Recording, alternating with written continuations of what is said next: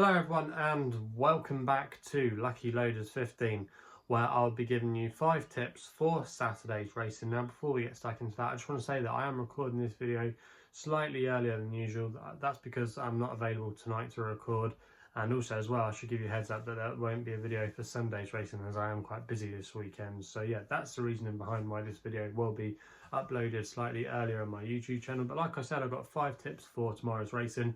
Not a bad weekend at all. We got some good action at the likes of Newcastle and Newmarket, and also as well the Irish Derby over at the Curragh, which I'll have a selection for you in that race if you wanted to know my thoughts and feelings about it. So yeah, lots to look forward to on Saturday, and fingers crossed we can have a good weekend. So let's get into it then. The first tip I'm going to be giving you tomorrow runs in the Group 3 Chip Chase Stakes at Newcastle. It's the 220.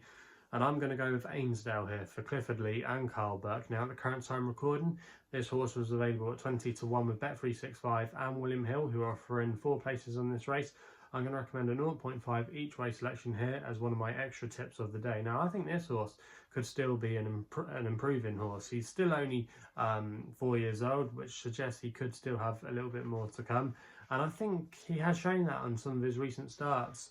He finished a good second last time out at Haydock in a Group 2 behind Liberty Beach, who's no mug, and the form of that race has worked out okay. Also as well, the third I thought at Chester behind El Astronaute and Kings Lynn, I thought that wasn't a bad run as well. And Kings Lynn has done some favours for the form too. So he has been running in some good races on his last couple of starts. And I think he's got quite a good chance in what looks a very messy and competitive race. Now, there are a couple of 3-year-olds in here that will have the weight allowances, but we haven't seen some of them for a while, with the likes of Diligent Harry. Also as well, there's quite a few in here, the likes of Kuzan, we've not seen him for a while, so they might just lack a little bit of race fitness. Well, I thought Ainsdale brought some of the best recent form to the table on offer in this race. He is still a maiden on the all-weather, but at the price of 20 to 1, I'm willing to take a chance about him because I do think he is still improving. And we've seen these colours in the past. David Armstrong's colours often have quite a lot of improving sprinters, the likes of Mabs Cross in recent years, obviously associated with Michael Dodds. But yeah, these colours have been seen with improving sprinters over the years. So I do think Ainsdale tomorrow, he does have a good chance in this race. And if the ground is riding, or if the surface is riding on the slow side, like it can do at this meeting, the fact that he's by Mason as well shouldn't be an issue.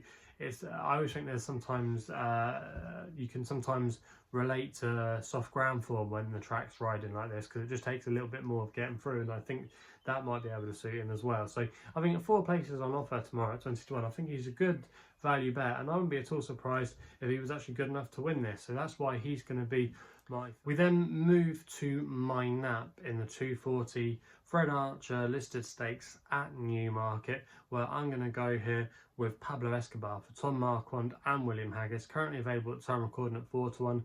I'm going to recommend a 1-point win bet with him. Now this horse, you do have to forgive his latest effort when he finished 5th on Guinea's Day behind Sir Ron Priestley, but like I said, I think you can forgive him that run. He normally needs a run to bring him on, to get him race fit. I think he does take a little bit of work, but he was due to run last week at Royal Ascot, but then was withdrawn after the rain came towards in the latter part of the week. So I do think William Haggis has got him in good form, and I should mention as well, the Yard are in absolutely cracking form. Before today, they were operating at 34% strike rate, so this is the time of year you normally want to follow William Haggis. Always is tending to have strong summers these days, and he's definitely a yard you want to keep on side. But this horse, Roberto Escobar, I do think has a good chance in this race. Now, he did run in this contest last year when there was 4 runners in it, but it was a very muddling race. There wasn't much pace in it at all, and it just didn't suit him in the end. And in the end, the horse that won the race, Desert Encounter, it would have suited him because he's a hold-up horse that needs to come off a late run. And I think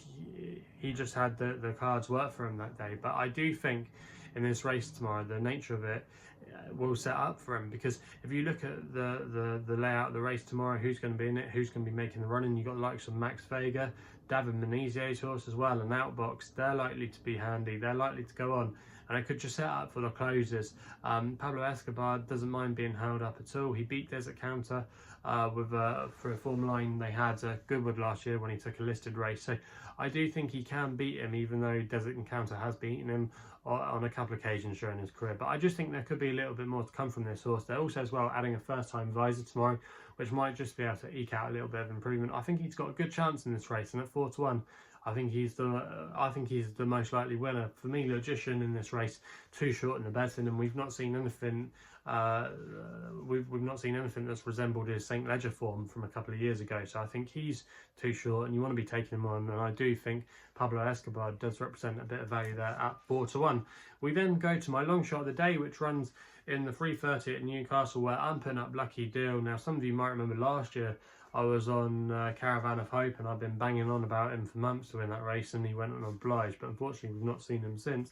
But yeah, going back to my selection this year, Lucky Deal, I'm not sure if I'm going to find the winner at his current price. He's 33-1, and that was with SkyBet, who are offering 6 places in this race. I'm going to recommend a 0.5 each way selection as my long shot of the day.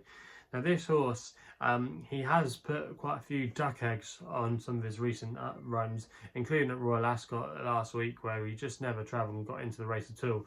But if you actually look at the profile of this horse, he's actually more effective on the all-weather than he is on the turf. On the all-weather, he's nearly got a 50% win rate. He's 5 wins from 12 starts. And I think he's got a good chance in this race. He's a course and distance winner. And what's interesting is they're going to be keeping in the blinkers this time. He was due to run in first time, well, he did run in first time blinkers last week at Ascot, and obviously it doesn't seem they had too much of an effect. But I'm interested in that they keep him faith here.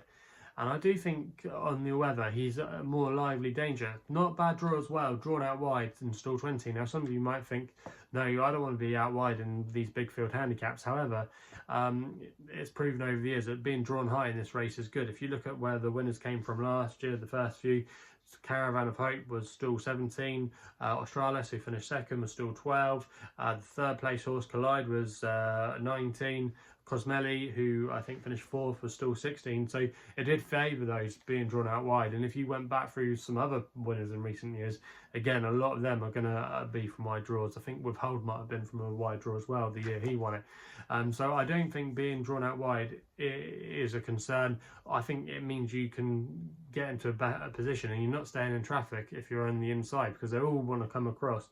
And we see so many stories where those horses drawn low just never get a run because they're blocked off through various traffic reasons. But if Andrew Breslin can stay out of the trouble and find himself into a good position early on, I think he's got a good chance of running a really good race. And even though Mark Johnston is still yet to win this race, unbelievably, I do think the Lucky Deal could be maybe his best chance in this race. I know he's got a few others in there as well, but I just like the chances of him reverting to the all-weather, and that's why I'm putting up Lucky Deal as my long shot of the day in this race. We then don't have to wait too long for the next best, which runs in the listed race at Windsor, the 3:35.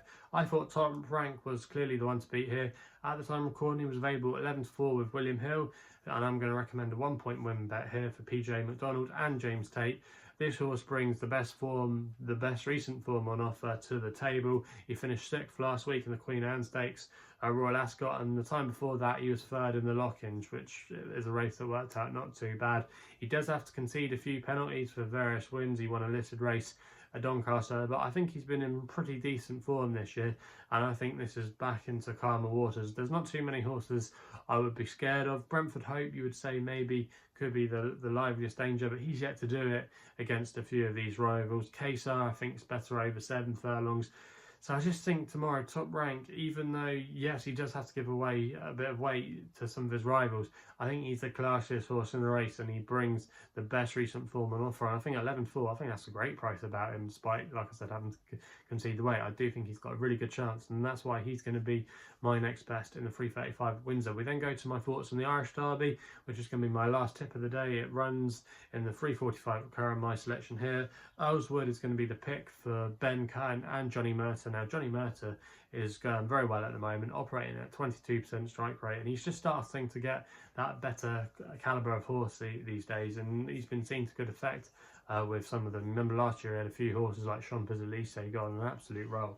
I just think that this horse Earlswood could fit that bill. He's got a stamina laden pedigree. He's related to Making Miracles, who I believe was actually quite a good horse for Mark Johnston, who just kept on improving as he went further up in trip. And I think this lad will do too. He hasn't tackled the Derby trip yet, but I'm not at all concerned. And I think the race could suit him very well tomorrow.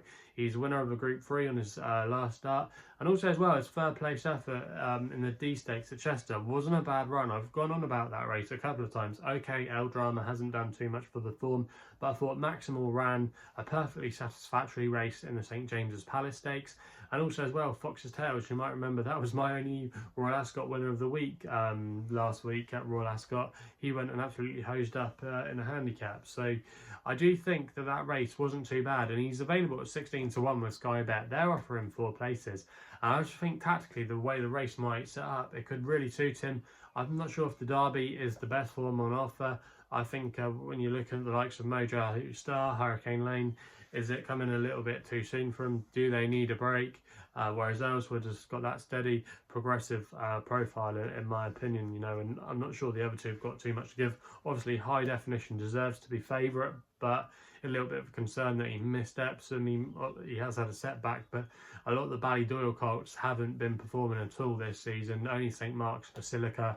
But the others that were on the short list, like Wembley, Battleground, Van Gogh, they've not really come to the fore. Whereas I think High Definition, a lot rests on that horse, and I'm just wondering, maybe is he that good? I'm not sure if the Dante is the best form on offer in this race. I think he is a little bit too short, but you can see why. I think that you should be taking him on, but I wouldn't be at all surprised if he did win, because it was quite an eye-catching running, the Dante. So for me, I think Earlswood at 16 to 1, he represents a big price there, and I wouldn't be at all surprised if this horse did finish in the first 4. I think he's got a good chance of maybe pulling an upset. So yeah, that's going to be my thoughts there on the Irish Derby, and that rounds off the 5 tips for tomorrow's racing. So if you're still enjoying these videos, remember to subscribe here to my YouTube channel at LuckyLoaders15. Also as well, if you want to follow me on social media, Twitter is the place to do so, where my handle is at LuckyLoader15. Hit the thumbs up button, subscribe here to my YouTube channel. You can follow me on Twitter, like I said, and if you want to find out a little bit more about myself, my website address is www.chrisloaderracing.co.uk. So please game responsibly. Hopefully we can have some winners tomorrow, and we'll be seeing you soon.